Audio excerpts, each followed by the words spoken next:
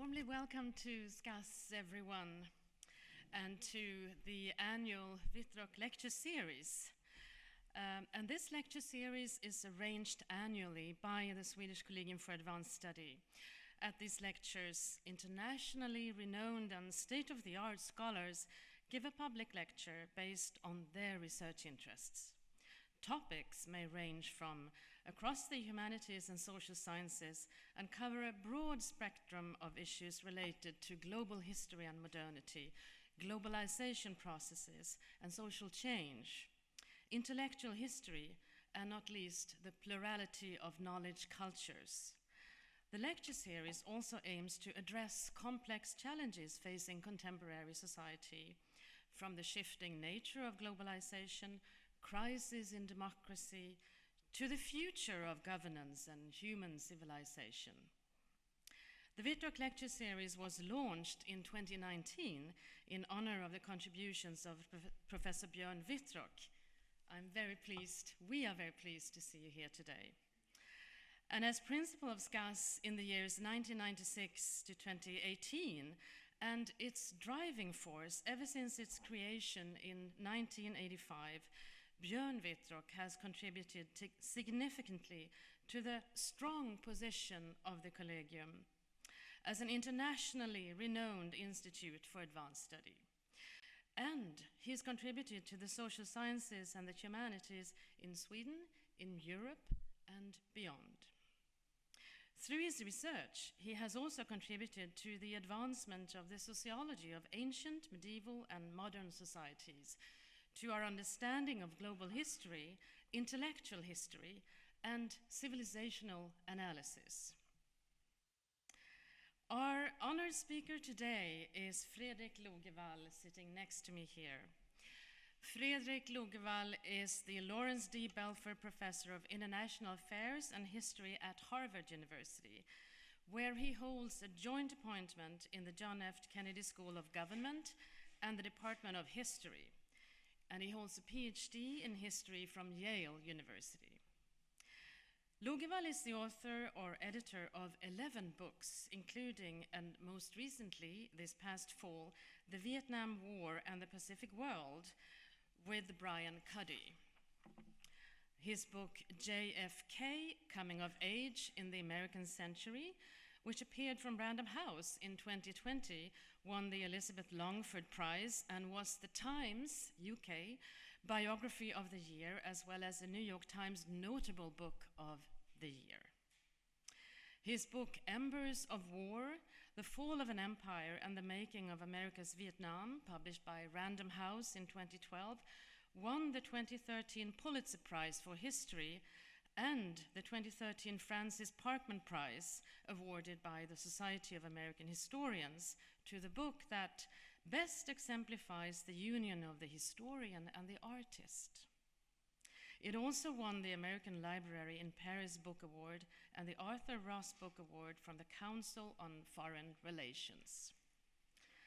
Logevall's other recent works include America's Cold War, The Politics of Insecurity, that he wrote with Campbell Craig and that appeared with Belknap, Harvard in 2020, and also the college-level textbook, A People and a Nation, A History of the United States, written with Jane Kamensky and colleagues, and appearing in 2018. His essays and reviews have appeared in the New York Times, the Washington Post, the Los Angeles Times, the Times Literary Supplement, the New Republic, Politico, the Daily Beast, the London Review of Books, Svenska Dagbladet, and Foreign Affairs, among other publications. A native of Stockholm, he lives in Cambridge, Massachusetts, but I also learned that he just bought an apartment here in Uppsala and spent his first night there with his wife. We had the great pleasure of having him here as a fellow in residence last semester, and we are delighted to have him back for this event. Warmly welcome, Fredrik.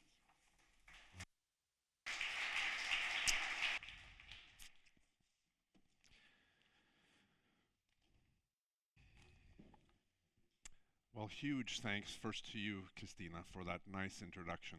I'm so honored to be with you this morning for this Wittrock and to be able to give this Wittrock lecture. You know, it's common at times like this to say it feels like I was just here. Well, for me, it almost was just right here because, as Christina said, my wife Danielle and I spent the fall semester here, and it was just marvelous. So marvelous, in fact, that we did buy an apartment a few hundred yards away and just spent, as Christina said, our first night there last night, this morning.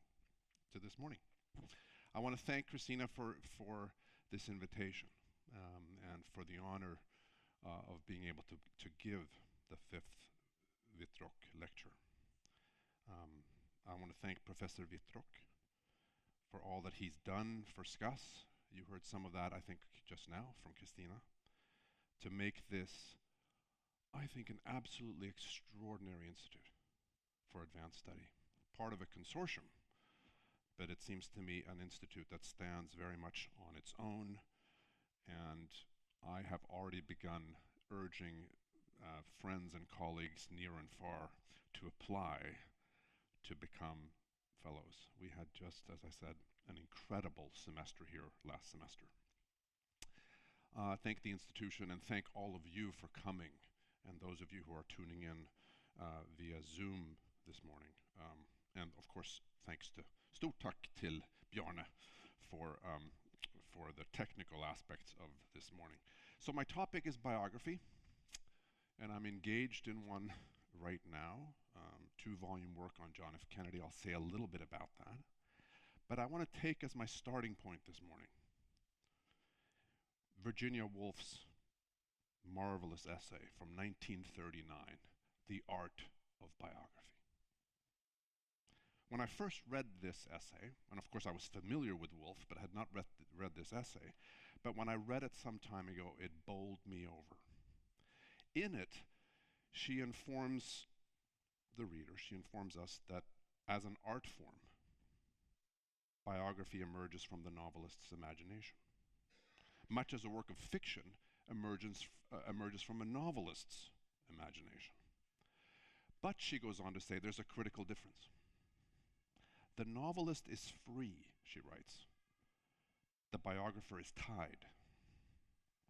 Because the historical imagination is something quite different from the imagination of the fiction writer, in that in constructing their stories, biographers and historians depend on evidence.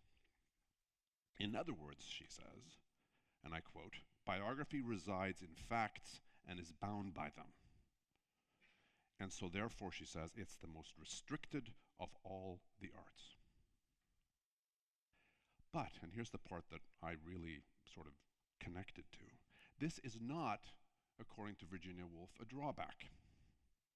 It's a virtue, and it's one of the reasons that biographers are trusted and cherished by their readers, she says, 1939.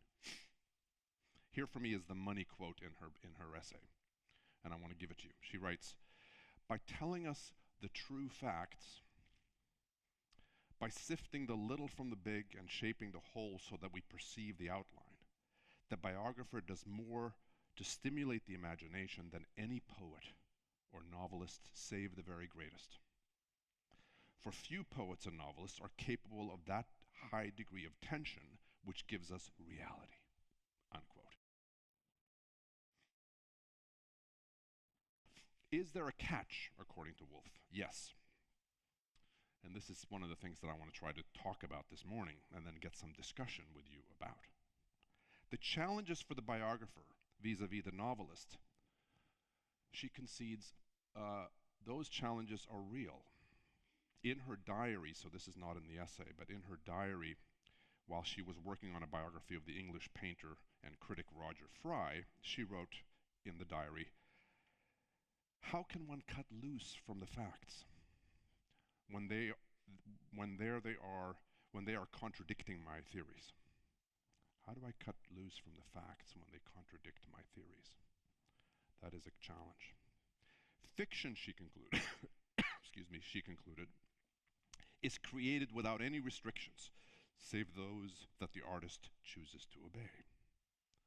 But a biography's authenticity lies in the truth of the author's vision.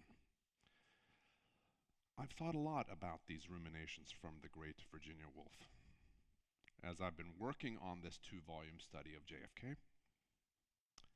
Her words, I think, are a kind of protection to me, for me, whenever the doubts creep in.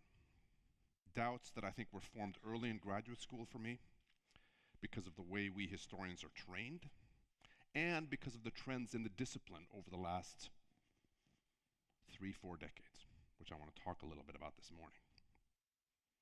By the way, these were doubts I think that I never fully embraced even as a graduate student. The reason being that on my nightstand, if you will, ever since I was a teenager, there would always be a biography or two in the stack. In other words, I've been drawn to this genre ever since I really began reading in a serious way. And so I was hesitant to embrace these, shall we say, misgivings, which I'll talk a little bit about now, but they're real. I want to talk about them this morning, talk a little bit about the challenges of writing biography, in particular political biography, and of course we're going to have a panel discussion this afternoon with Mikael and others in which we'll talk further about this too. And I'm going to conclude this morning with some observations about why I believe in this enterprise called biography, both on its own terms, in other words, in terms of the aesthetic fulfillment that it brings to an author, but also in terms of the explanatory power that I believe biography can provide, the contribution to knowledge that it makes. Now, I should acknowledge up front, some of you are probably thinking about that there's a disconnect here, and we may want to discuss this, either this morning or this afternoon, a disconnect between how general readers view the genre and how it is viewed within the academy. Among the reading public, as we all know, step into any bookstore and you'll see this, there are more and more biographies that command a larger and larger readership. Among scholars, the view, especially in my own discipline of history, I think is different. Among students of literature, I suspect it could be different, and this is something I hope we can discuss. Anna, for example, this afternoon may be able to speak to us about whether there's a similar divergence between literary biography and how scholars of literature view it. Certainly, I think I can speak with some authority about how it's viewed by historians, which is what I'll focus on this morning. As graduate students in history, and that includes, I think, a few people in this room, I think we were taught that biography is a lesser form of history. It's limited because it involves only one life, unless you write a group biography, but nevertheless a limited number of people, usually one. It derives from a belles lettres tradition rather than a scientific or sociological one. It's often written by non-academic historians who attract a lot of readers, but who lack the rigor of PhD-trained scholars. The argument is basically this, that biography runs the risk of over-personalizing complex historical developments, overemphasizing the role of the individual in shaping and determining events, and ignoring or downplaying the social and political context in which those actions take place. Small wonder, perhaps, that as graduate students we were warned away from writing biographies as our dissertations. That's still true today. I still tell my own graduate students, better not do this yet. Save it for later in your career. Even assistant professors, I think today, lecturers, those who are just beginning their academic path in the professoriate, I think are still told, well, wait till you have what in the US we call tenure, wait until you have job security before tackling a biography. One of my mentors in graduate school, a man I loved dearly, dismissed biography as untheoretical, as methodologically outmoded. He called biography a dubious enterprise, by which he meant that an individual's existence can't really be reconstructed. I remember him telling me this. Even if you could reconstruct it, let's just assume that you can. You're only going to be able to reveal, he said, a succession of personal details that succeed one another without any larger purpose. That's in essence, I think, what he told me. And he was far from alone, I guess my point here is. It's clear that this view is quite common, again, especially perhaps in my own discipline. It would be interesting to compare to other disciplines here. And if you look at scholarly trends, which I've spent a little bit of time doing in preparation for this lecture, I think you see that this is true over the last maybe even up to a half century. If we look at the work that's been produced, especially in US history, European history, I would say, maybe especially given my own work in diplomatic history, foreign relations history, if we focus in particular on international history, I think we can make the following generalization about that scholarship over the last few decades. Namely, that structural, impersonal determinants have been, for much of that period, if not all of it, ascendant to the comparative neglect of individual agency. My Harvard colleague, David Armitage, who, by the way, mentioned to me in passing about a week ago, he said, "I once paid a visit to Scuss. It was magical." At which point I, of course, said, "Well, you've got to apply to be a fellow." So we may see one from David. But he said this. He said, across the historical profession, the telescope, rather than the microscope, has been the preferred instrument of the examination. This telescope rather than the microscope. That sort of captures what I'm trying to say here. So why is this? Well, one reason, I'm puzzling over this, and I would love to hear what all of you have to say. One reason for the primacy of deep systemic structural explanations, I suspect, is that they offer historians broad scope for the exercise of advanced learning, for erudition, for interdisciplinarity. It allows historians to bring to the fore determinants that appear larger and stronger than the mere actions of individuals, which seem by contrast inconsequential, ephemeral, weak. In other words, I think it can be more intellectually gratifying to pursue subterranean causal factors whose antecedents can be extensively explored and elaborated. Many academic disciplines, including history, at least this is true of many historians, take seriously their status as sciences. That is, they have taken seriously the idea that scholars can discover regular, predictable patterns of change at work beneath the apparent flux and confusion of history. These patterns perhaps don't have the exactness of natural laws, but they are nevertheless, according to these historians, held to matter more than human agency, held to matter more than the character and actions of specific individuals, even if those are very notable individuals. I think there's something else at work, which is that this approach, in other words, this preference for structure over agency, responds to the understandable, though I would say unfounded, expectation that profound developments in human history must have profound causes. So, World War I, that great colossal catastrophe of the last century, must have had grander causes than the inadequacy of individual leaders who are walking blindly into the abyss, or, as to use the title of one very notable book, and an excellent book I might add, sleepwalking into that abyss. That's Chris Clark's book. Or, for that matter, doing so with eyes wide open, fully aware. It must have had deeper causes than the actions of individuals. We feel the need to look for the explanation of the war in these deeper forces, in the working out of some complex historical dialectic, rather than in the myopia and lack of imagination of European sovereigns and their principal subordinates.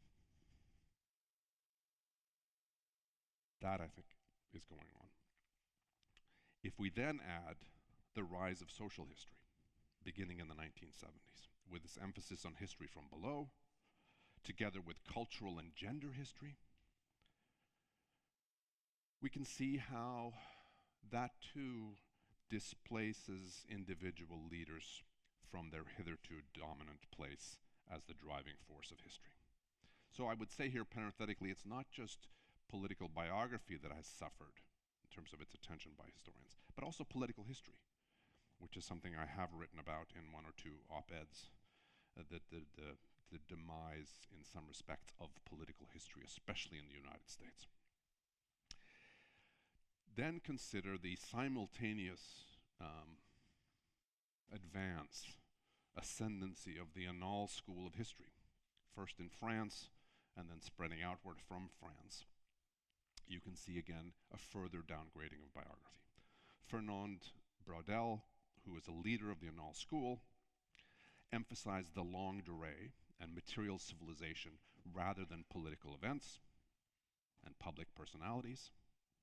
What he argued, and what his, if you will, his followers or other Annales school scholars argued, was that centuries-long patterns of social and economic change and the slow subterranean forces, kind of geological forces, determine the shape of the continents as well as human societies. Whereas what he would dismiss as event history, mere event history, excuse me, including decisions taken by powerful individuals, Braudel likened to the insignificant foam tossed upon the ocean's surface. Tells you how he really felt about this. Much of the history that the Annales school historians wrote and have written, barely even mentions individual people, let alone attributing decisive influence to those individuals. Finally, then add in the rise of Marxist, in some quarters of Marxist historiography with its emphasis on class conflict and economic interests, and you can see again why this marginalization within the academy, that's what I'm emphasizing here this morning, of biography would occur, in particular political biography, with its emphasis on elites, and in particular male elites, which is something we should come back to. Few have been the historians over the past, say, 3 or 4 decades who have publicly associated themselves with the famous dictum offered by Thomas Carlyle in 1840, in which he said, this is in a series of lectures that he gave, "The history of the world is but the biography of great men. Women did not figure. The history of the world is but the biography of great men." 1840, Thomas Carlyle. Elsewhere, Carlyle said, "The history of what man has accomplished in the world is at bottom the history of great men who have worked there. All that we see accomplished in the world is the realization of the thoughts that dwell in great men. The soul of the world's history, it may justly be considered, were the history of these." Tell us how you really feel there, Thomas. A spirit of romanticism suffuses his lectures. They're actually quite interesting to read and not hard to find on the web if you're interested. But the title that he gave to the lectures kind of gives it away. Get a load of this. He called them "On Heroes, Hero Worship, and the Heroic in History."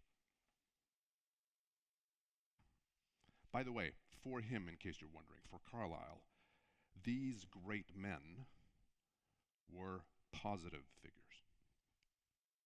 Wholly positive, as far as I can see. He called them the height of manhood and heroic nobleness. There's that word again. He offered in particular praise for religious leaders like Martin Luther and Muhammad, figures from literature such as Shakespeare and Dante, whereas in politics he praised Napoleon and Cromwell. It probably will not surprise you that Carlyle is not much read anymore. But he's also too easy a target, I want to stress this morning. Others who were not writing under the spell of this romanticism have offered similar views to him. Hegel, for example. Hegel, in his philosophy of history, emphasized the role played by what he called, quote, world historical individuals, unquote. His great examples were Julius Caesar and Napoleon. Isaiah Berlin, who I've been reading lately and who I think is really important. Great philosopher from the last century, I think you all know. Berlin argued against inevitability in history. It's a subject I'll come back to in a minute.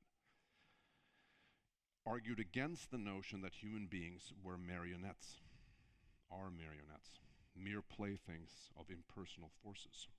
Their own actions matter, and those of leaders matter greatly, according to Berlin.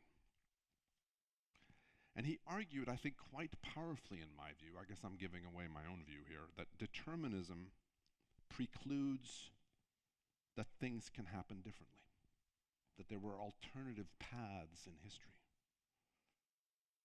And if you hold to that deterministic view, according to Isaiah Berlin, moral judgments become meaningless. It was all bound to happen.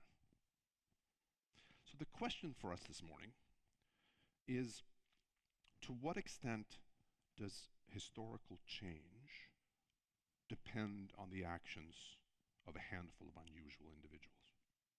History's archetypal great men and women, as opposed to these larger, more long-term structural forces. Let's consider this. And by way of entry into this part of my discussion, let's consider another classic quote. This one by Karl Marx, that I think many of you know. This is also from the 1840s. It's an interesting decade. This is from 1848, from his essay, The 18th Brumaire of Louis Napoleon. Marx wrote, and you can probably say this together with me, because you know it. Men make their own history, but they do not make it as they please. They do not make it under self-selected circumstances, but under circumstances existing already, given and transmitted from the past. First part is key. Men make their own history, but they do not make it as they please. What a sentence. Just in stylistic terms, it's a marvelous sentence. The cadence, the rhythm that good writing has, you can see right here in this sentence. But what he manages to capture, it seems to me, Karl Marx, what Marx manages to capture is not only the agency of human action, men make their own history, but he reminds us that even the most powerful individuals are constricted by time and space, by history and conditions. Herbert Spencer, this is a little bit later, 1896, half century later, made the same point. He made it less elegantly, but I'll quote it to you. He said, Spencer, "You must admit that the genesis of a great man depends on the long series of complex influences which has produced the race in which he appears, and the social state into which that race has slowly grown. Before he can remake society, his society must make him." So says Spencer. Here's the most concise version of what I'm saying. This is again from Marx together with Engels in the publication The German Ideology. Circumstances make men just as men make circumstances. Boom. Nice and short. Lots of examples. I want to talk about one in particular this morning briefly, namely Winston Churchill. We can all agree, I think, that Churchill's leadership in World War II mattered a great deal. He united, galvanized the British nation, bringing politicians from rival parties into his cabinet. For example, his deputy prime minister, he made Clement Attlee, who was the leader of the Labour Party. Churchill claimed broad executive powers. He forged an effective working relationship with his Grand Alliance partners Franklin Roosevelt in the United States and Joseph Stalin in the Soviet Union. And of course, he used to great effect his extraordinary talents as a wordsmith and an orator. As more than one commentator has noted, Churchill mobilized the English language and took it into battle. That's beautiful. Yet, for all the powers that he assumed, and for all of his pugnacious charisma, Churchill could not prevent the Nazi juggernaut from rolling across the continent. He could not keep the Red Army from conquering Eastern Europe. He could not stop Japan from seizing much of the British Empire in the Far East. He needed the Americans to come in there and save the day. As much as he tried to forestall the end of the empire, Churchill couldn't do it. Nor could he halt the relative decline of his nation's geopolitical position. In other words, Winston Churchill could not change the flow of history. And he had to fashion his policies within the constraints he inherited, just as Karl Marx understood. So the point that I want to make here in this part of the lecture, unambiguously, is that structural analysis is imperative to an understanding of the human past. It's an approach that helps us to comprehend the limitations imposed on individual agency by institutions, by social and economic conditions, by popular views, by demographic patterns, and other circumstantial factors that operate beyond personality. Human agency is qualified by the conditions in which individuals find themselves when making decisions. Churchill saw this, as have countless other powerful people, even at the very top, who perceive themselves to be outmatched by larger forces. Maybe the area that I know best, which is US history, we can see this. President Harry Truman, who at the end of the Second World War presided over a country that produced 60% of the world's industrial goods, possessed 59% of its oil reserves, and 80% of its gold. A country that had troops in 60 foreign countries. Think about that at the end of the Second World War. The United States had never before, maybe no nation had ever before held such an advantage over the rest of the globe. And yet Truman felt himself hemmed in, pushed into a Cold War that he didn't seek with the Soviets, shackled in domestic policy by powerful interest groups and by lawmakers in both parties, the Democrats and Republicans. John F. Kennedy, the subject of my current work, I think felt this curb on his power very acutely in the early 1960s on a variety of issues, both foreign and domestic, even as he presided over an American colossus, by most measures the most powerful nation that the world had ever seen. He felt, as I think has every other president, with the possible exception of Donald Trump, unpredictable, solipsistic. I'm not sure that Trump maybe quite understood this. But every other president, certainly in the modern history of the country, has felt constrained by a host of structural conditions of one sort or another. US presidents, I think by and large, again Trump may be an exception, have a lower estimate of their own power than almost anybody else does.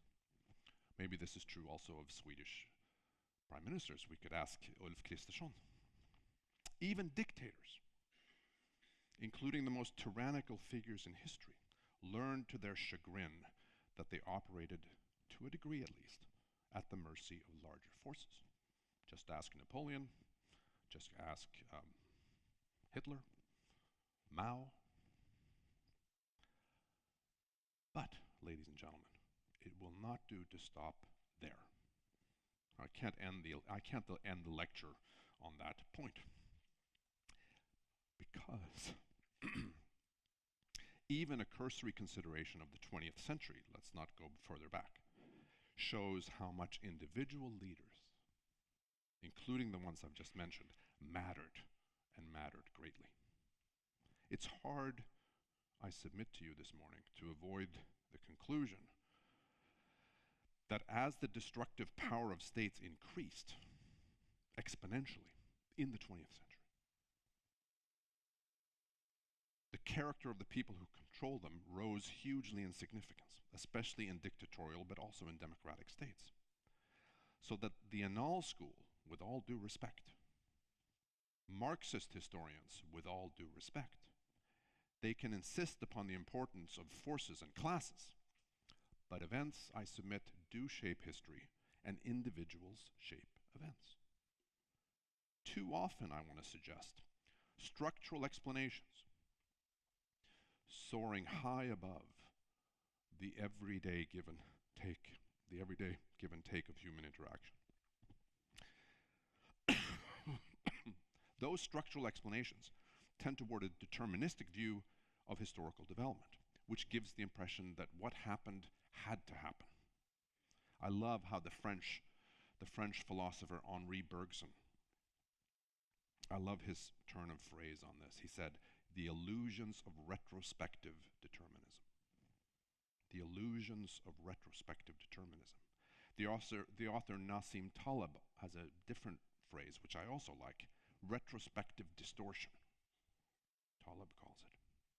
The result of this, it seems to me, is to conceal the fluidity of past situations, to blot out the effects of contingencies, and to absolve individual human beings of personal responsibility. They are, after all, captives, mere captives of forces they can't control. And I would say parenthetically, which is something we can discuss, I'm very interested in this. Parenthetically, I would say that in our own day, 2023, it can foster a disinclination to challenge the status quo. What's the point of working to bring about change in society if everything significant that occurs is bound to happen anyway? It's inevitable. The social psychologist Philip Tetlock and the historian Jeffrey Parker have written perceptibly about this retrospective determinism and the problems that result from it. Here's what they write. Few predicted World War I, or the rise of the East Asian tigers, or the collapse of the Soviet Union. But virtually everyone today who claims professional competence in such matters stands ready to trot out half a dozen fundamental or structural causes why these outcomes had to happen roughly at the time and the manner that they did. Indeed, given the overwhelming array of causal forces often invoked, it is difficult for some contemporary observers to resist the inference that the original historical players were a tad dense, not to appreciate where those events were heading. What they're talking about here, Tetlock and Parker, is a kind of creeping determinism, they call it, which emerges, they say, as a key obstacle to the time-honored objective of historians to see the world as it happened to the decision makers of the day, not as it appears now with the benefits and curses of hindsight. Hindsight. This is hindsight bias. I'm teaching a class this semester in which we're looking at the connection between history and policy, and one of the things we're looking at pretty closely is hindsight bias. It's something we see in all areas of human existence. Psychologists, and there probably are a few in this room who know this, have long since determined that people have an amply documented tendency to exaggerate in retrospect the likelihood of an observed outcome. So they see the future, I would say, as more contingent than the past. I knew it all along, becomes the refrain, even when the outcome looked doubtful or was wholly unanticipated beforehand. I knew that the Russian invasion of Ukraine would bog down quickly. I knew that Donald Trump would defeat Hillary Clinton in that election. I knew that the center-right coalition would prevail in the Swedish election of 2022, Ulf Kristersson would become prime minister. I knew it. The authors of the 9/11 Commission report in the United States, which as far as, by the way, government reports go, is a beautifully written document, and I think you're going to get a sense from that in the quote that I'm about to give you. But they summarized this problem. They saw this problem firsthand of hindsight bias, and they summed up the problem, it seems to me, really powerfully. Here's what they write. In composing this narrative, we have tried to remember that we can write with the benefit and the handicap of hindsight. Hindsight can sometimes see the past clearly with 20/20 vision. But the path of what happened is so brightly lit that it places everything else more deeply into shadow. As time passes, more documents become available, and the bare facts of what happened become still clearer. Yet the picture of how those things happened, underscore how, becomes harder to reimagine as that past world with its preoccupations and uncertainty recedes, and the remaining memories of it become colored by what happened and what was written about it later. Unquote. Now, one thing I won't go into here, but we can discuss, is, I suppose, the answer to this question. What's the response to such deterministic tendencies? Well, one antidote is what we call counterfactual analysis, which, when properly done, counterfactual analysis is basically counter to the facts. It's about exploring unrealized alternatives in history, sometimes called what-ifs in history. I argue, unlike many historians, that this has real utility for historians. It's not just a parlor game. It's not just over drinks in the bar. Suppose Napoleon had had nuclear weapons at Waterloo. No, in fact, when properly done, and I think there are some ground rules which we can discuss, I think they can help us better understand what did happen in history. But we can come back to that if somebody's interested. What I'm suggesting this morning is that human beings have moral choice. That's the point I'm making. They are not fully at the mercy of impersonal forces, even if those forces, as we've said, and as Karl Marx understood, constrain what individuals, ordinary individuals as well as leaders, can do in any given situation. So the historian's task, the biographer's task, is to work out precisely the range within which historical actors enjoy room for maneuver, to identify possible alternative courses, the counterfactual again, of action available, alternative courses of action available to them at the time, and that's key. I tell my own students, you've got to determine what choices individuals had in their own context at the time, not just what you can see in hindsight, and then to judge the actions accordingly. Biography is not the only genre with which historians and other scholars can undertake this work, but I submit to you this morning that it is a necessary one. And this includes, with respect to decision-making, political biography. I'm suggesting that the study of a political life has value. It has considerable explanatory force. Stephen Kotkin's biography of Stalin. Henrik Berggren, who I think I see over to my left. Henrik Berggren's biography of Olof Palme. Charles Moore's biography of Margaret Thatcher. All of these books, and countless others that we could discuss, show, it seems to me, that the life of a political leader can tell us a great deal about the creation and exercise of power, the distribution of power, the making of public policy, even, I submit to you, the direction of societies. Whether we like it or not, that is to say, the role of a political leader is often crucial and it must be investigated. It compels us to ask questions that I think in liberal societies we're not always that comfortable asking, including in egalitarian Sweden. Namely, how important is an individual in the making of history? And are some individuals more exceptional than others in this respect? The Irish historian Lucy Riall, she put it like this: by interrogating the concept of greatness, a political biographer can uncover the process by which greatness is acquired, manipulated and employed, and perhaps offer some explanation of our need for heroes, or at least study how this need has appeared, altered, and attenuated over time. She goes on, even if great men and women and their deeds can no longer take center stage in history as they once did, that we could discuss, the lives and reputation of extraordinary people can still express something of the ideas and meanings of a previous age. That's Lucy Riall. Now it becomes imperative, I want to say, as I begin to draw here to the end, it becomes imperative, it seems to me, for the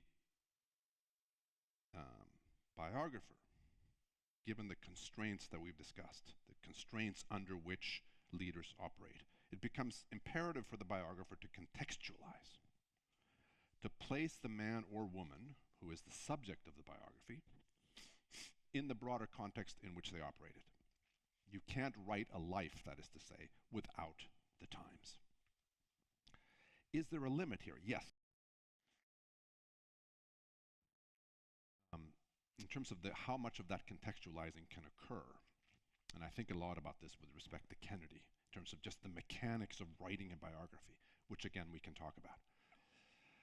But I like how Oscar Handlin, who for many years was a historian at Harvard and who wrote and edited biographies, lots of them, I liked how he put it. This is about 40 years ago, Oscar Handlin. He said, the proper subject of biography is not the complete person or the complete society, but the point at which the two interact. There the situation and the individual illuminate one another. Ah, love that. So it's not about completeness, according to Handlin. It's about the intersection. And maybe, I want to suggest this morning,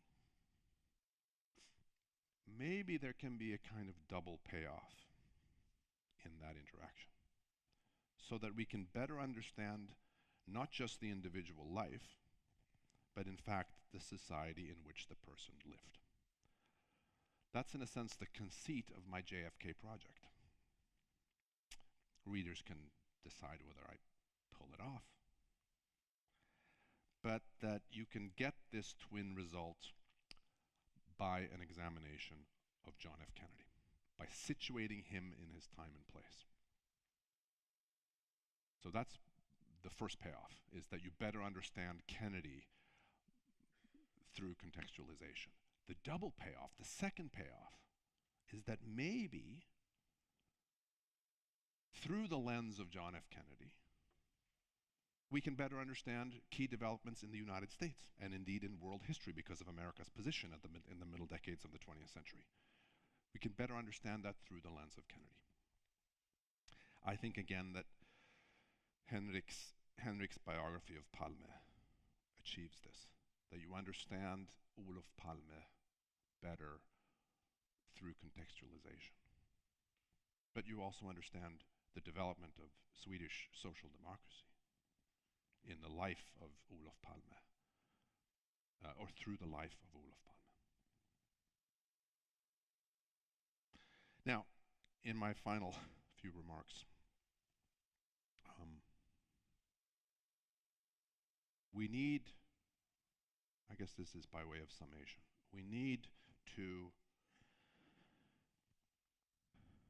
guard against the danger, which is that in writing about high political leaders, the most powerful, we distort history. That's the danger, by falsely insinuating that history is made mostly or exclusively by the rich and powerful. But the answer, it seems to me, is not to avoid this work, not to say, well, we shouldn't write about them. We need history from below, the history of ordinary people, and including, by the way, biographies of ordinary people, showing their agency, showing the limits of their agency. But we also need to study those who hold power, who have it within their capacity to influence our lives in sometimes profound ways. And here's the thing. Here's the thing, as I suggested a few minutes ago with respect to Churchill and then Kennedy. In many ways, we're talking about the limits of leaders' powers. Despite the reach of their influence, they did not make history by themselves or succeed in forcing their visions of the future on the rest of us. At key moments, they were constrained, restricted, hemmed in, sometimes defeated by structures, by forces beyond their control. So it's vitally important, it seems to me, that that through our biographies of the powerful, we demystify, deconstruct their capacity to make and to remake the world in their vision. There's a point here which I don't have time to discuss, which I just will throw out. I'm really interested in power here and how to think about power. Robert Caro, in his marvelous multi-volume biography of Lyndon Johnson, which is still going, we have one final volume still to come. But Bob Caro says in that book, in that series of books, that power always reveals. Power always reveals. I wonder about that. I'd say that the opposite is often true, that power conceals.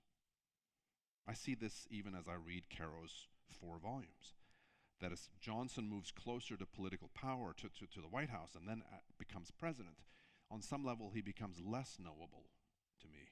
And I think that's also something I'm finding with John F. Kennedy. I'm now writing the 2nd volume, and this is a problem for me, that as Kennedy moves closer to the Oval Office, he becomes harder for me to read. Okay, what I've suggested this morning is that I believe in biography. I believe in it for its intellectual and aesthetic fulfillment that I find in the disciplined attempt to reconstruct and interpret an individual life, to contextualize that life. I believe in it for the same reason, for the marvelous opportunity that biography provides to consider humanity's capacity for heroism and foolishness. But I've also tried to suggest this morning that political biography, when done right, can help us better understand not only an individual leader's life, but the larger society in which he or she operated. I've suggested that good biography meets at the intersection of scholarship and literature, hence Virginia Woolf and what she has meant to me, that it must represent something more than an individual life, and that the biographer can use can use the life to talk about change over time, to talk about larger issues. Which brings me back finally to Marx's dictum. The great German thinker was right. Human beings make their own history, but not as they please. So the biographer's task, ladies and gentlemen, the historian's task, is to take account of this reality, to balance out the elements of human agency on the one hand with structural forces on the other, and to produce a work that weaves together convincingly all the causative factors and take into account their interaction. It's about interaction. For, after all, whereas impersonal elements make events in human history, human affairs, possible, individuals make those events happen. I thank you.